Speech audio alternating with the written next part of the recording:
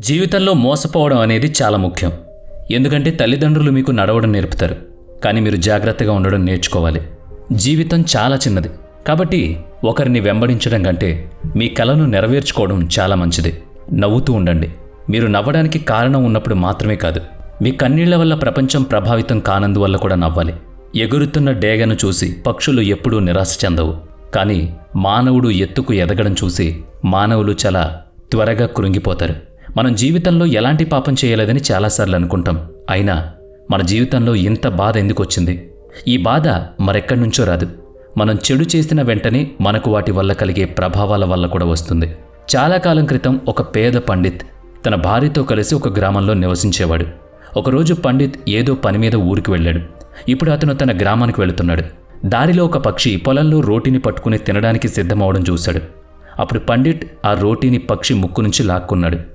నోటి నుంచి ఆహారాన్ని పోగొట్టుకున్న పక్షి నిరాశ చెంది మెల్లగా ఆకాశంలోకి ఎగిరిపోయింది. ఆ రోజు పక్షి చాలా నిరాశ చెందింది.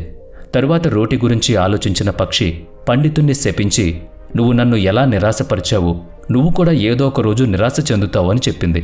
రోటి గురించి ఆలోచిస్తూ పక్షి కొన్ని రోజులు ఏమీ తినలేదు. ఆకలితో చనిపోయింది. పండిట్ రోటీని తన ఇంటికి తీసుకువెళ్ళి సంతోషంగా తినేశాడు. కొన్ని రోజుల తర్వాత పండిట్ ఇంట్లో ఒక కొడుకు పుట్టాడు. ఆ అబ్బాయి చాలా అందంగా ఉన్నాడు. అతన్ని చూడగానే తల్లిదండ్రులు తమ ఆకలిని మర్చిపోయేవారు. క్రమంగా అబ్బాయి పెద్దయ్యాడు. అందం, మంచి లక్షణాలు నిండిన తమ అబ్బాయిని చూసి తల్లిదండ్రుల ఆనందానికి అవధుల్లేవు. ఆ కుర్రాడు ఎంత ముద్దుగా ఉండేవాడంటే తల్లిదండ్రులు తను లేకుండా ఒక్క క్షణం కూడా ఉండేవాళ్ళు కాదు. బాలుడు యువకుడిగా మారినప్పుడు విధి కారణంగా క్రూరమైన సమయం పండితుడు అతని భార్య యొక్క ఆనందాన్ని లాగేసుకుంది. బాలుడు చనిపోయిన రోజు తల్లిదండ్రుల కన్నీళ్లు ఆగడం లేదు. ఇద్దరూ తినడం తాగడం మానేసి ఆ యముడు రాతి గుండెతో మమ్మల్ని సజీవ దహనం చేశాడు అని పగలు రాత్రి ఇద్దరూ గుండెలు బాదుకుంటూ ఏడ్చారు. పండిట్ ఇలా ఏడుస్తూ ఉండడం చూసి ఒకరోజు పండితుని కలలో యముడు కొడుకు కోసం తల పట్టుకుని ఏడుస్తున్నాడు. ఆ కొడుకుని చూడగలిగితే నా మాట వినవలసి వస్తుందని చెప్పాడు.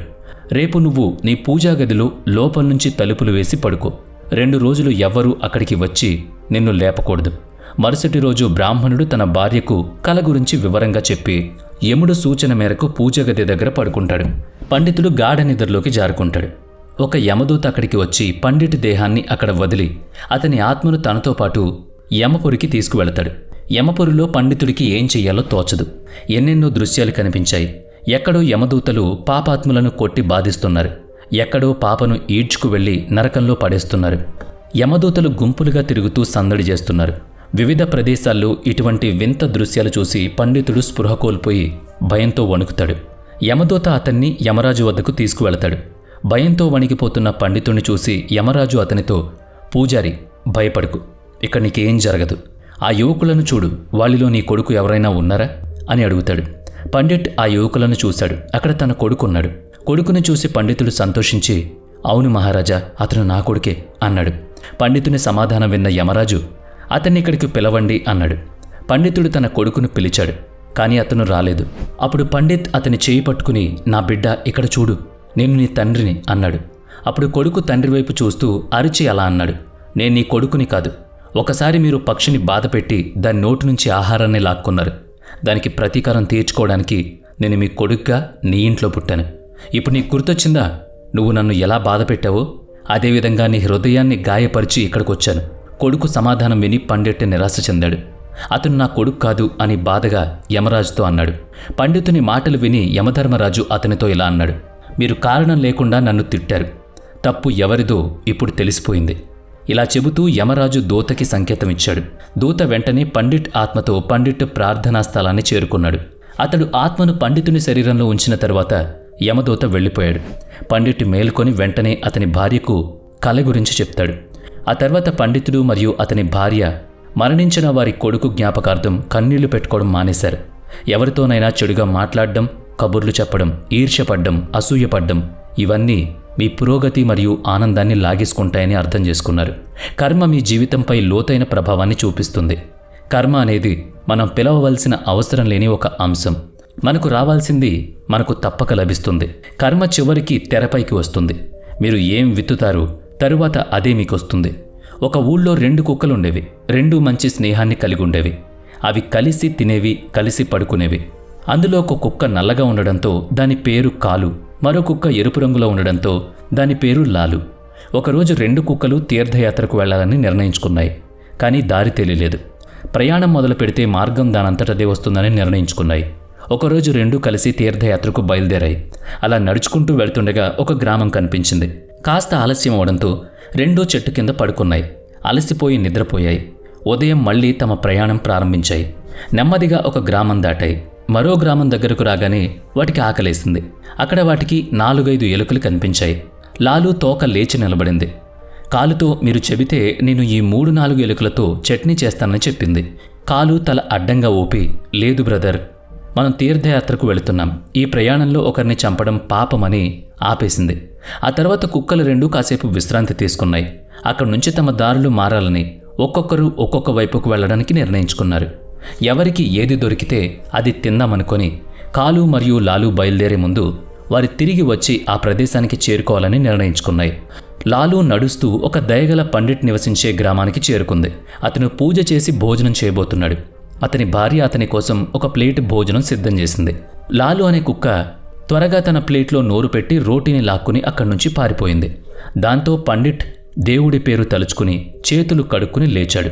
ఈ కుక్క చాలా ఆకలితో ఉందని, కాబట్టి మీరు దానికి ఈ పళ్ళెం తినిపించండి అని పండిట్ తన భార్యతో చెప్పాడు. పండిట్ భార్య కోపంగా, ఏమంటున్నావు?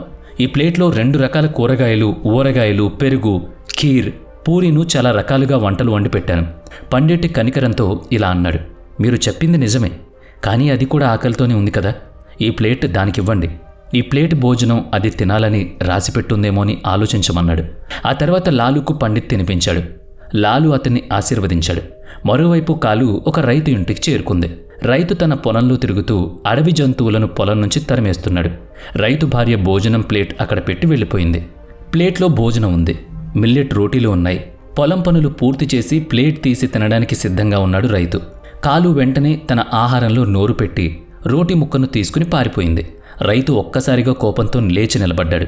అతని కళ్ళు నిప్పుల్లా ఎర్రగా మారాయి. అతను తన కర్రను తీసుకుని దుర్భాషలాడుతుండగా కుక్కను కర్రతో బలంగా కొట్టడంతో కుక్క వీపుకు తగిలింది. దాంతో అది నొప్పితో అరవడం మొదలుపెట్టింది. వీపుకు తగలడంతో కదలలేకపోయింది. ఇంతలో అతని వీపుపై మరో 3-4 కర్రలు పడ్డాయి. కుక్క సగం చచ్చిపోయింది. అతని సహచరుడు లాలు తిని తాగి కూడలిలో విశ్రాంతి తీసుకుంటున్నాడు. అతను నిలబడి తన సహచరుడి కోసం ఎదురు చూస్తూ ఉన్నాడు. తన సహచరుడు ఎంతకీ రాలేకపోయాడు. దీంతో లాలు నిస్సహాయంగా విచారంగా కూడలిలో కూర్చున్నాడు. కాసేపు అయ్యాక తన వైపు వస్తున్న కాలుని చూసి సంతోషపడ్డాడు. అతను వేగంగా అతని వైపు పరిగెత్తాడు. తన వెన్ను విరిగిన దాన్ని చూసి చాలా బాధపడి, నీకు ఇంత కష్టం ఎవరు తెచ్చిపెట్టారో అని అడిగాడు. రోటీకి వెన్ను విరిచిన పాపం ఎవరిది? కాలు కళ్ళు నీళ్లతో నిండిపోయాయి. బాధలో కథంతా వివరించింది. అది విని కోపంతో దుఃఖంతో నిండిపోయాడు. బరువెక్కిన హృదయంతో తప్పకుండా తనపై ప్రతీకారం తీర్చుకుంటానని అనుకున్నాడు. ఆ రైతుకు వెన్ను విరగడం ఎలా ఉంటుందో చూపిస్తానని అన్నాడు. అలాగే ఆ పండిట్ రుణం కూడా తీర్చుకోవాలని లాలు అనుకున్నాడు. అతను నాతో చాలా దయగా ఉన్నాడు, నేను అతన్ని అనుగ్రహిస్తాను.